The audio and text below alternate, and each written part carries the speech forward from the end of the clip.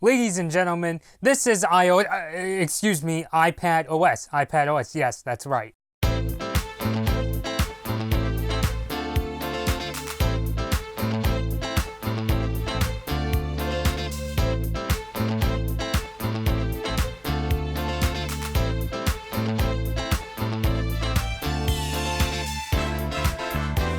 Hi guys, Bloodman Bobby here, and today we're going to be talking about iPad OS in this video. Yes, that's right. If you've seen my iPhone or iOS 13 video, I talked about how Apple is now basically splitting off iOS and iPad OS into two separate operating systems. The basic gist of why that's the case is basically that the iPad has now become much more into its own, it's become much more of its own device, and it has much more computer-like features, and that's why Apple decided to separate them into two different operating systems. So I'm wondering, does this mean that this is iPadOS version 1 or is it version 13 because it's on iOS 13? But anyway, I'm going to talk about at least what I consider the highlights of iPadOS. If you guys want to see a full list of the features, I'll have a link down below to Apple's website. But I wanted to talk more about the features that either caught my eye or those that I could see myself using on a daily basis. So here we go with iPadOS. And unlike iOS 13, I actually think, at least from what it sounds like, what we're hearing about iPadOS from Apple, iPadOS actually sounds like the more interesting update. I mean, iOS 13 sounds like a consequential update, and I like the new features, but I kind of found on it sounds like iPadOS is going to be, one hell of a, earth-shattering update, for lack of a better term, and you're about to see why. So, okay, where do we begin with iPadOS? As I read my notes from my iPad 2018, which, by the way, is still a pretty good tablet. And by the way, yes, the 2018 iPad will support iPadOS. If you want to see a full list of the iPads that will be supported with iPadOS, I'll have a screenshot here so that you guys could see, which iPads this new OS will support.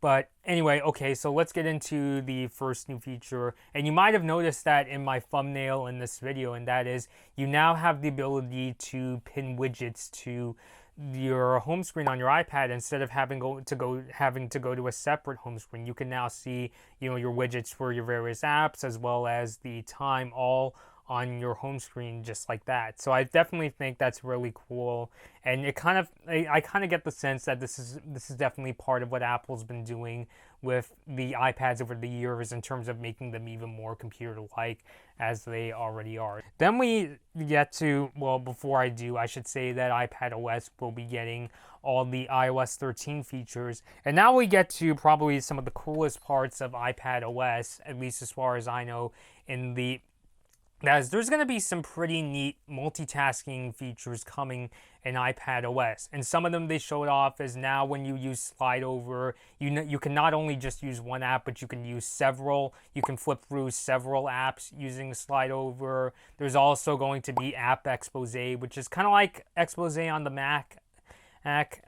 With iPadOS, you'll now have the ability to go to this multitasking screen that shows all your open files for things like notes and supported apps. I hope apps like Google Drive and Google Docs can support this app expose feature down the road. There's also this pretty new cool feature they showed off at WWDC, which, by the way, we're supposed to call WWDC Dub now.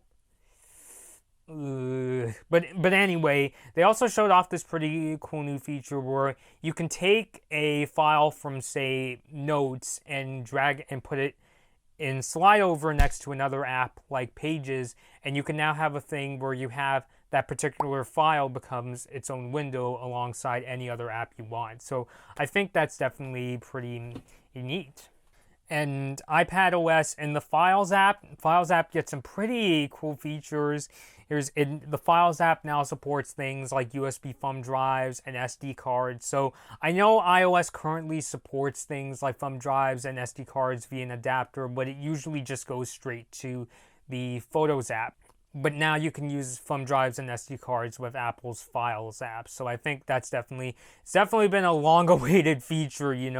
Oh, it just kind of ticked me off that basically you could only really use those. You could only plug in a thumb drive or SD card and go straight to the Photos app. I think you could actually use the iPad USB adapter with microphones, from what I heard. But I am glad that the Files app now supports basically external storage. And speaking of the Files app, there's also this new column view that's kind of like macOS, where when you tap on a file, you'll get to see things like various metadata. And speaking of which, you can actually now import photos from like your camera directly to apps like Lightroom. And Apple's promising that you'll see even more desktop optimized websites on iPad, which it's funny though, because I would say the iPad currently does a decent job with going to the desktop website instead of the mobile website, but it definitely, has room for improvement. So glad it's definitely coming. I think they're targeting this more for websites like Google Docs. Like if you want to use Google Docs in Safari, it's going to work a lot better in iOS 13, which is kind of weird to me, because why don't you download Google Docs to the Google Docs app to your iPad? I use it every day and it's pretty cool. In fact, I'm even using it now to read my notes. But I don't know, maybe there's something I'm missing out. If you guys can tell me if there's a reason behind using the Google Docs website on an iPad instead of the dedicated iPad app, please let me know. There's also a lower latency for the Apple Pencil. Apple also said that there's going to be new gestures for things like cut, copy, and paste. For the iPad, they said things like you'll be able to do a 3-finger pinch for copy. You can also paste text by just dropping the text down with 3 of your fingers. You can use 1 finger to select text in iPadOS, and you can also undo text with a 3-finger swipe to the left. They basically said you no longer have to do the thing where you got to shake your iPad to undo text. You also have this now, what they call the QuickType keyboard, where you can bring up this smaller, really small keyboard on the iPad screen. And the idea behind that is you can actually it makes it easier to do one-handed typing on an iPad. So if you're just holding an iPad like this, you can just, type into the smaller keyboard with your thumb, so it makes it easier to do things like that. And this has been a feature I've been waiting for quite a long time, especially ever since I started doing YouTube videos. You now have the ability to install fonts into iPadOS, which, thank you God. Basically, you'll be able to get fonts through the App Store, and I think that's definitely going to be of real help to me, because the font selection in iOS is definitely kind of limited.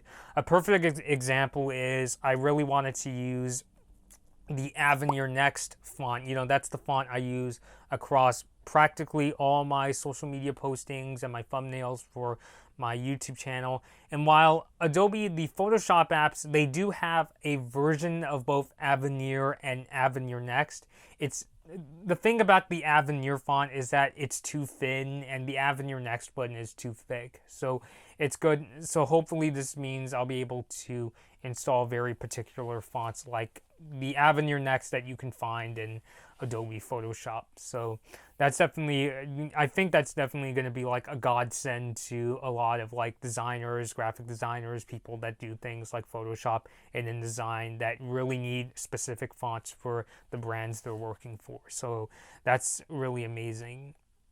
And the last thing that I'll bring up is that iPadOS now supports full-page screenshot capture, which has definitely been a feature that I think a lot of people have been waiting for.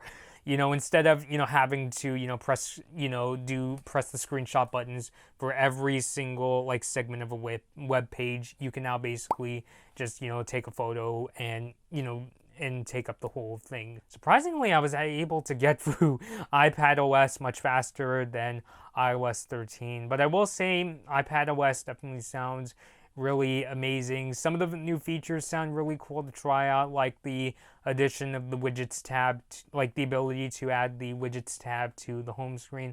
All those new things coming to the Files app and all the multitasking features are definitely really cool. Unlike iOS 13, because I don't think I'm going to be able to try out iOS 13 until it comes out.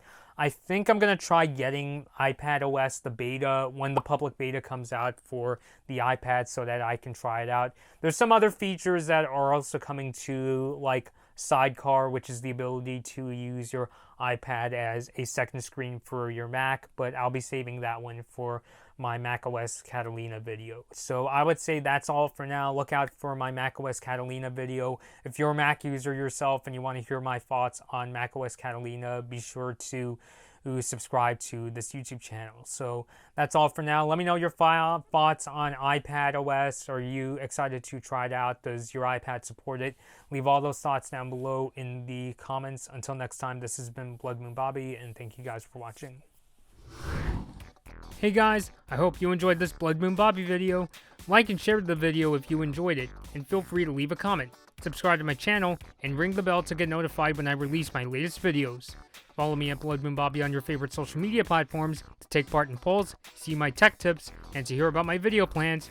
Thanks for watching.